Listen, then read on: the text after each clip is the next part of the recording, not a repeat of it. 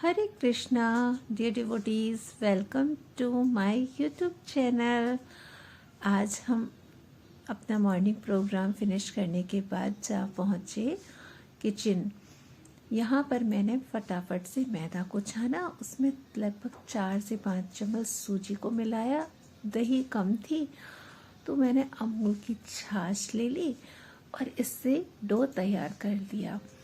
जैसे ही मेरा आटा लगा, इसको मैंने लगभग 30 मिनट के लिए रख दिया। अब फटाफट से कुकर का प्रेशर निकलते ही अपने किए छोले चेक।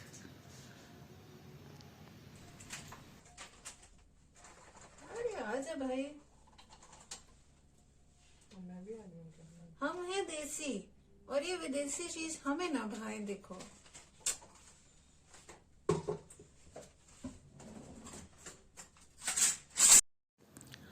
और मैंने यहाँ पर अपना जो रेगुलर देसी जुगाड़ वाला मेरा जो चमचा है वो लिया और देखिए कितनी आसानी से छोले भी आ गए और गल भी गए। फटाफट से कढ़ाई ली, उसमें अपने खड़े मसाले डाले, हींग, जीरा, कस्तूरी मेथी, और उसको हल्का सा जब तड़क जाए उसके बाद में यहाँ पर हम ऐड कर देंगे अपनी टमाटर की प्यूरी। टमाटर की प्यूरी ऐड करने के बाद मैंने इसमें मिलाया बाकी के अपने जो मसाले होते हैं ना वो। इसकी पूरी जो वीडियो की रेसिपी है ना वो आपको जगन्नाथ किचन में बहुत ही जल्दी मिल जाएगी। सबसे पहले क्या होता है, मैं सुबह उठती हूँ और उसके बाद में स्नान आदि करके चैंटिंग फिनिश करती हूँ। चैंटिंग फिनिश होने के बाद में गुरु पूजा वगैरह करके अपना जो मेरी 7 बजे से 8 बजे एक मॉर्निंग क्लास होती है भागवतम की और एक होती है 8 से 9, तो मैं दोनों ही क्लास ले लेती हूँ। और इसके बाद मैं आ जाती हूँ किचन में और कुकिंग सेवा मेरी होती है स्टार्ट। तो मॉर्निंग प्रोग्राम किसी दिन मैं आपके साथ शेयर करूँगी कि कैसे कैसे हम लोग क्या करते हैं। उसके बाद में यहाँ पर मेरी छोले की सब्ज़ी बनके हो गई है तैयार और इतनी ही देर में क्या होता है, मेरे फ़ोन की घंटी बजती है और मैं सबसे ज़्यादा जिसको मिस कर रही थी माता जी को, माता जी का कॉल आ जाता है और फिर हम दोनों वीडियो कॉल पर ढेर सारी बातें करते हैं स्पिरिचुअल। माता जी मेरे को सारा कुछ बताती हैं कि कैसे ड्रामा में क्या क्या हुआ। आज प्रभु जी का बर्थडे था तो प्रभु जी की जो जीवनी है उसके ऊपर ड्रामा था, तो माता जी ने मुझे सारा कुछ बताया। उसके बाद हम लोगों की जो बातें थी वो ख़त्म होने का नाम ही नहीं लेती हैं। ऐसा होता है कि माता जी मुझे एक लीला सुनाती हैं, उसके बाद दूसरी लीला। देखा तो मैंने घड़ी में टाइम हो गया था 11 और मैं भोग ऑफरिंग के लिए लेट हो रही थी। तो माता जी बोली किचन में क्या कर रहे हो, तो मैंने उनको बोला आज जगन्नाथ जी के लिए हम छोले भटूरे बना रहे हैं, आप भी आ जाइए ना। तो माता जी ने बोला चलिए अब आप भगवान को भोग लगाइए, आपने पहले नहीं बोला, आप लेट हो गए। तो यहाँ मैंने भटूरे बेल के और तुरंत देखिए कितना फूला फूला भटूरा बना है। तुरंत निकाल के गर्मा गर्म भटूरे अपने जगन्नाथ जी को ऑफ़र किए। साथ में ही मैं जगन्नाथ किचन के जो वीडियोस होते हैं कुकिंग के वो भी शूट कर लेती हूँ, इससे मुझे बहुत आसानी होती है। इसके बाद में जगन्नाथ जी को ऑफ़र किया, बाकी के फैमिली मेम्बर्स को प्रसाद के लिए बोल दिया कि आप लोग लीजिए और सबसे लास्ट में फिर मैंने प्रसाद लिया। और यकीन मानिए ये बहुत ही डिलीशियस बनके तैयार हुआ था और मुझे बिल्कुल याद आ रही थी टेम्पल वाले छोले भटूरे की, क्योंकि वहाँ पर ऐसा ही गोविंदास में मिलता है और जगन्नाथ जी का प्रसाद है, उसका तो टेस्ट होगा ही ना अलग। तो आप भी जगन्नाथ जी को ऑफ़र करें। और प्रसाद लेने के बाद में मैं जा पहुँची अपनी टेरेस पे। तो जैसे ही वहाँ पहुँची तो मुझे याद आया कि मैंने 4 बीज थे जिसको उगाने को रखा था। ये कमल के बीज है, कमल गट्टा बोलते ना उसका। तो ऐसे ही घिसने लगी कि इसमें से बस कमल एक निकले और मैं अपने जग्गू के लिए मंदिर लेके जाऊँ। तो यहाँ पर बस दम लगा के घिसते गए भाई, घिसते गए। उसके बाद इनको वापस पानी में डाल दिया और नीचे आ गई। लगभग 2 बज गए थे तो मेरी क्लास का टाइम हो गया। ये वाली जो क्लास होती है हमारी वो प्रभुपाद जी की बुक्स की होती है। इसमें हम प्रभुपाद जी की बुक्स का अध्ययन करते हैं। तो जिसको जो भी प्रभुपाद जी की बुक्स पढ़नी होती है वो वीडियो ऑन करता है और म्यूट होके पढ़ने लग जाता है। और अच्छा ही है कि प्रभु जी यहाँ पर देखते हैं तो थोड़ा डर भी रहता है। जिस तरीके से टीचर वाली फीलिंग आती है क्लास में, एक बार आप भी इस क्लास को ज्वाइन करिए। आपको लिंक चाहिए तो प्लीज़ मुझे आप कमेंट करके बता सकते हैं।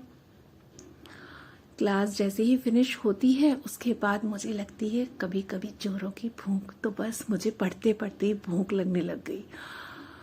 यहाँ लगभग 3 बज गए थे और उसके बाद मुझे बस ये लगने लग गया कि जल्दी से मेरा जो चैप्टर है वो क्लियर हो, उसके बाद मैं जाके कुछ खाऊं पीऊं, चटर पटर। ऐसा कभी कभी होता है मेरे साथ में। और जो लोग प्रभुपाद जी की बुक अध्ययन नहीं कर पाते तो उनके लिए भी एक बहुत अच्छा आइडिया है कि दिन में कोई भी टाइम अपने हिसाब से चुने और 5 से 6 फ्रेंड मिलकर जूम पर मीटिंग करके पढ़ सकते हैं। इससे क्या होगा, प्रभुपाद जी की बुक्स भी पढ़ जाएंगे और हमें डिवोटीज का एसोसिएशन भी मिल जाएगा। कभी कभी होता है ना, अकेले अकेले पढ़ने का मन नहीं होता है क्योंकि मन हमारा बहुत ज़्यादा चंचल है।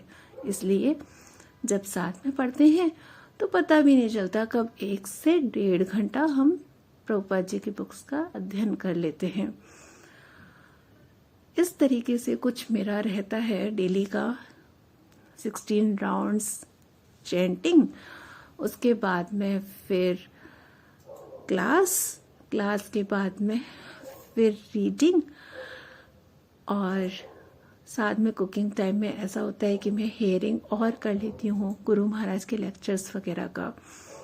तो बस इसी तरीके से जैसे ही क्लास हुई ऑफ और मैं जा पहुँची प्रसादम के लिए, तो इस्कॉन से जयपुर से ही पेस्ट्री प्रसाद आया था, तो क्यों ना वापस महाप्रसादे गोविंदे हो जाए।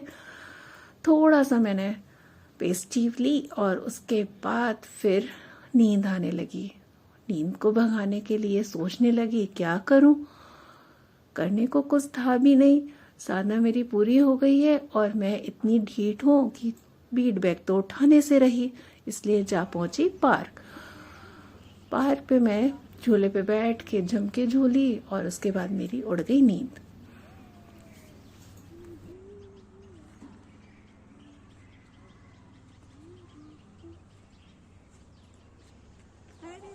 हरे कृष्णा। बहुत सारे हैं छोटे छोटे मच्छर है, मुंह नहीं खोल सकती हूँ मैं।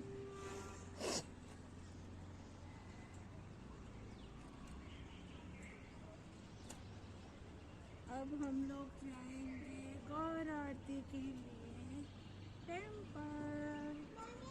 चलो फटाफट से चले। भाई तुम बुरा मान जाओ।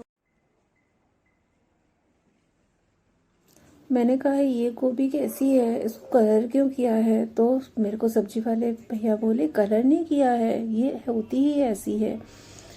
चलिए करते हैं श्री श्री जगन्नाथ जी, बलदेवा सुभद्रा महारानी, प्रभु सुदर्शन जी के दर्शन।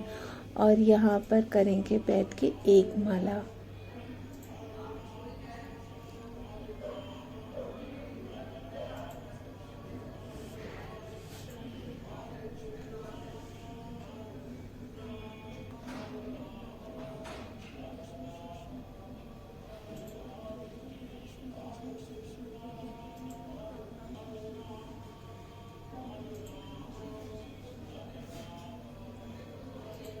और उसके बाद हम जा पहुँचे प्रभुपाद जी के पास। तो प्रभुपाद जी को किया प्रणाम और उसके बाद करते हैं श्री श्री राधा मदन मोहन जी के, दाऊ जी के और गौरनिताई के दर्शन।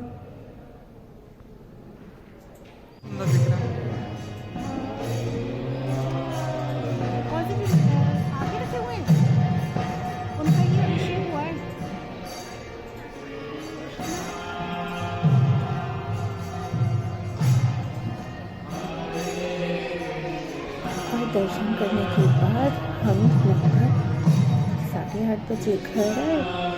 उसके बाद में हम सो गए। तो ये इस तरीके का हमारा रहता है पूरा दिन। तो प्लीज़ आप मत कहिए कि डिवोटीज़ की लाइफ बोरिंग होती है। कृष्ण भक्त का जीवन कभी बोरिंग नहीं होता।